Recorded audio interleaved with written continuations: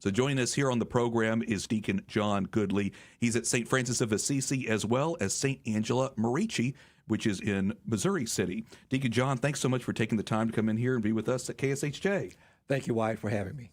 I had the chance to meet you not this past weekend, but the weekend before at St. Angela Merici, as I mentioned, is in Missouri City. You were preaching the homily and the reading. I remember the gospel reading being the wedding feast at Canaan. I want to ask you all about your vocation story, but first I should ask you about how you prepare to preach a homily, because that seems like that would be an intimidating thing when you're in front of a whole group of people, in front of a whole church. It is very much so, and it's not easy, as you might expect, but typically what I'll do is, of course, go over the readings and reflect on them and pray. I look for something that stands out to me. What am I really hearing? Focusing on the gospel first, but there's always a thread that ties the first and second readings to the gospel. I look for that, but after I get a sense of what I'd like to do, with me, being relatable is always important. That whatever message I convey, it's relatable. And so that's generally my process: prayer, reflection, looking for that common theme, and then start to connect the dots, if you will, the threads of the readings, and formulate a message that hopefully will help people get through their lives. But if it's some small way I can present a message that helps someone get through their week, draw them closer to God, mission accomplished. And that makes sense to me, because you're getting a lot of different people from across the greater Houston area that go to church in these places. So you are talking to a variety of people. So I'm guessing that therefore it can be a challenge, but once you hone in on a message and a story, it can translate. Correct. And that's exactly something that's experiential, something they can relate to in their own lives, as opposed to, with all due respect, hitting them with a lot of theology and philosophy. That's not the way people live. And so I try to have my message that's relatable, help them bring them closer to God if possible, and get them through their week. And of course, if people want to delve into more theology, they can talk with you afterwards. That's all, and some do. That's correct. And some do, absolutely. Very good. Well, I had mentioned that you have been going to church, of course, at St. Francis of Assisi in Houston for many years, but you also help out at St. Angela Merici in Missouri City. How does that work, Deacon John? How do you end up having two parishes? Well, St. Angela Merici, it was assigned to me a couple of years ago as a secondary assignment. They needed some help there, okay. And up until last year, I was there part time. I'm now back full time at St. Francis of Assisi, which is my home parish. I've been there almost 30 years, but I still help out when St. Angela calls, and I can be there. But to answer your question, I got the call from the director of the permanent diaconate, asking that because of my proximity to where I live not far from St. Angela, if I could help. There was a need there for some occasional help. So they actually made it officially my secondary assignment. But as I mentioned, things have been resolved there to some extent. I only help out there on an as-needed basis. But I'm full-time at St. Francis, and both parishes are serving the people of God. I'm happy to be there. My primary assignment officially now is only at St. Francis. So you had mentioned that you've been going to church at St. Francis for 3 decades, but you only became a deacon, what was it, 2021, something or other? That's correct, yeah. So how did you end up coming to that decision? To copy a phrase from one of my mentors at St. Francis of Assisi, Deacon Ignatius Joseph, I ran away from God until finally I ran into God.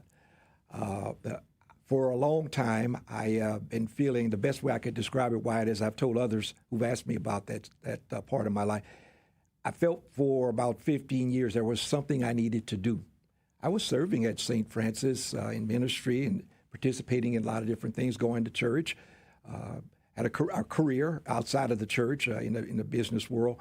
But there was always something I felt I needed to do, something else. Didn't know what it was, and it's the best way I could describe it. And eventually, one of the former pastors at St. Francis, the late Monsignor Patrick Wells, asked me if I ever thought about becoming a deacon. And of course, I dismissed it right out of hand. And no, I never thought about it, and I didn't want to think about it when he asked me that. But somehow that set a spark, and so I talked to my wife about it, did some preliminary prerequisite courses, enrolled applied for the program, enrolled, and quit after one semester. You're like, this is Not for didn't me. want to try it. Yeah. And so I left it, and my kids were young. I was doing a lot of traveling, and my job, I could give you a lot of excuses because that's what they were, but I left the program. But that feeling never left me. So about 3 years later, I thought maybe to get past this gnawing feeling, this pull, I needed to give the diaconate another chance. Talked to the wife about it, who told me to make up my mind. We went back, and as I said, I finally ran into my God, and the rest is history. I could not be happier. I feel like I have that gnawing feeling disappeared. I feel like I have a true purpose in my life now, and the diaconate is. I came to it later than a lot of men, as you just said, but that's the time the Lord wanted me to do it. So for people, Deacon John, again, who are unfamiliar with the permanent diaconate, that means that you, of course, are a married man. You have your parish, again, St. Francis of Assisi, but you now have been ordained with holy orders to be a deacon. So tell me, what does that entail in terms of your duties and responsibilities? I often tell people, it's easy for me to tell you what a deacon does, but I prefer to tell you what a deacon is. He is the icon of Christ, the servant.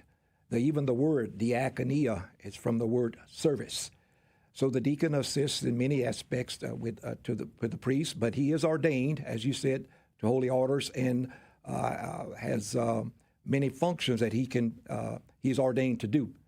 Preaching is certainly one of those that people readily identify, but deacons are also able to administer baptisms up to the age of 7, witness weddings, funeral vigils, certainly, the distribution of communion. They're an ordinary minister of communion. Many things many of the same functions that you would see a priest, not all of them, of course, but many of the same things that you see a priest normally do. Deacons should be leaders of the community in prayer as well. They should be out in the forefront of the prayer life of the church. And as many of them are married, most, not all, but most are married, they should also be exemplars when it comes to living the family life. Husband, father, in my case, and many other deacons, grandfathers, but be a man literally from the pews, and living, showing how to live both the clerical life as well as the part of with one foot in the lay world as well. Seems like the role that you have, Deacon John, is so important in a day and age where we have a shortage of priests in not only our archdiocese, but around the world. And I know that you try, again, as much as you can to help in multiple parishes. I had mentioned that you go to St. Francis of Assisi as your primary parish. Tell me about all the ways that you help at that particular parish. And for people who are unfamiliar with St. Francis of Assisi, tell me a little bit about it. St. Francis of Assisi is in northeast Houston. We call it historic St. Francis of Assisi. It's a parish that we believe epitomizes the universality of the church. It is a truly universal church. Its origins, in fact, we're celebrating our 75th anniversary proudly, but its origins it was founded 75 years ago by European Catholic immigrants, Poles, Czechs, Germans. It evolved. Demographics changed over the years. It became a primarily African-American parish. And even now that evolution continues. At St. Francis of Assisi now, we are African-American, we are African, we are Filipino. 22 years ago, the El Shaddai Ministry, which is the Filipino ministry, found a home at our parish and have been there continuously for over 20 years. We are Hispanic. We represent the true universal church. So when we moved to Houston in 1995 from Louisiana, I'm a native of Louisiana, the Lord sent us to St. Francis of Assisi, and that's where we've been since 1995. We're led by a wonderful pastor, Father Martin Eke, a transformational pastor who has been able to bring the best out of this universal aspect we have at St. Francis. All these cultures, the people. We're an inner city parish, and we have to face some of the realities of the inner city parishes. We're about 300 families, give or take, which is down from where we used to be, but we're still a vibrant, thriving parish. We're again, we face some of the realities that inner city parishes face, and by that I mean many of them are declining in their membership. They're aging. Right. Many of the younger people are out in the suburbs, but we're still that light in Cashmere Gardens. Now, a good reminder to continue to pray for young people that they'll go to Mass, that they'll continue to Amen. explore their faith and look for God. And they can do that just by going to church, even as simple as just going into church and praying for a little while. So we'll continue to pray for all of the people in the greater Houston area they can find a church. Hopefully that's close by to them, like St. Francis of Assisi. If you're just now joining us here on AM 1430, we're talking with Deacon John Goodly. He's telling us a little bit about his vocation story and about his role as a deacon. Deacon John, you had mentioned that there at your church you perform all different types of duties. You do marriages as well as baptisms. And, of course, sometimes you preach the homily when needed. Is that rewarding for you? You had mentioned that you don't have that gnawing feeling anymore, but what kind of feeling do you get when you are helping out in that special way in some of these sacraments?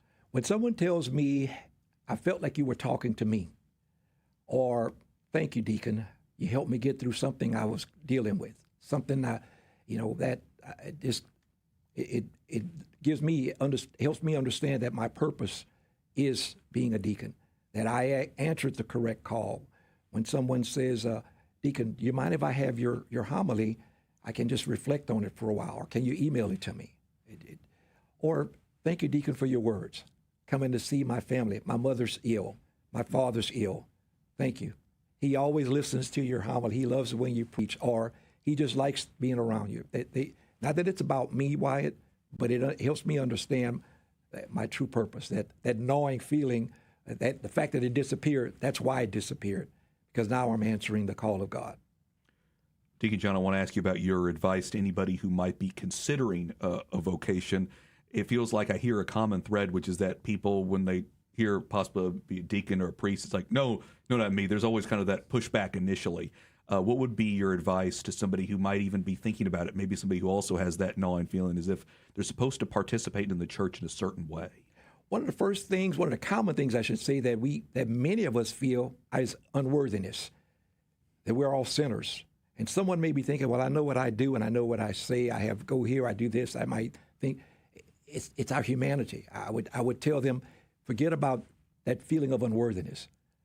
In fact, God recognizes that you're unworthy. We're all unworthy, but he still wants to use you anyway. Pray for it. Don't run away from it. Consider it. Pray, reflect, ask someone else. Talk to your priest. Talk to someone that you may know. Contact the archdiocese. Ask them, how do I go about determining how do I go about discerning the call? And that's what it's a process of discernment. And it will walk you through the process of information nights. If you're married, certainly your wife needs to be a part of that. Mm-hmm. Certainly you want to talk to her as well, that she should be included, because it is a journey of man and wife, deacon and wife, all the way. And you'll never know if you've been called until the bishop lays hands on you.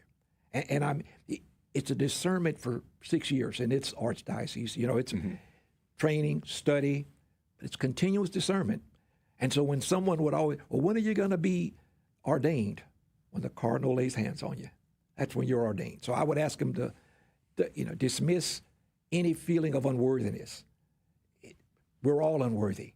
If it was down to that, Wyatt, the work of God would never get done. Right. Because we're all sinners. Exactly. We've all sinned. Before I let you go, Deacon John, tell me if you have any favorite prayers or favorite devotions, things that you like to go to. I have a couple of favorite passages that I try to live my vocation, my diaconate vocation by. They're very similar. One reinforces the other. The first is from Matthew 22, where the Pharisees are up to their usual tricks of trying to trick Jesus into saying something wrong or blasphemous. They ask him, what is the greatest commandment? He tells them that you should love the Lord your God with all your heart, with all your soul, and with all your mind. And he quickly tells them that the second one is just like the first. You should love your neighbor as yourself. You should love your neighbor as yourself. So it's reinforced by 1 John chapter 4, where it says, if anyone says, I love God, but hates his brother, he is a liar. For no one can say he hates his brother whom he has seen and love God whom he has not seen. This is the commandment he gave us. You should love your brother and you should love your God. My point in sharing all that with you is that I try to live those two in my ministry, our common humanity. It's easy to focus on a lot of things that we are quote unquote different about. But I try, whether I'm at St. Francis of Assisi, my primary assignment, or whether I'm helping out at St. Angela or some other parish that has asked me to come over and preach or whatnot, I try to focus on our common humanity.